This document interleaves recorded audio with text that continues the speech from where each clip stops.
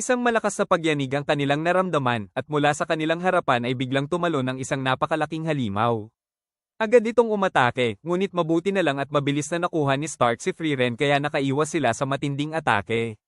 Nang magising si Frieren, sinabi niyang ang halimaw ay isang venomous apex dragon. Ipinaliwanag din niya kay Stark na hindi niya kakayanin ang laban na iyon dahil tiyak na muli siyang mamamatay sa matinding laso nito. Hindi makapaniwala si Stark na nagawa pang matulog ni Frieren ng mahimbing sa ganoong klase ng lugar. Ngunit sinabi ni Frieren na matagal na siyang naniniwala sa kanya simula pa noong i-recruit niya si Stark bilang kanilang frontliner.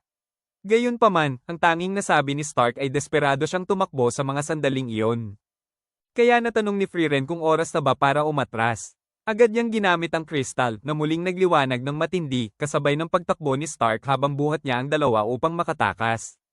Sa nakaraan, natanong ni Aizen si Himmel kung bakit nito ipinagkakatiwala ang kanyang buhay sa kanya sa kabila ng katotohanang iniwan niya ang kanyang village at tumakas.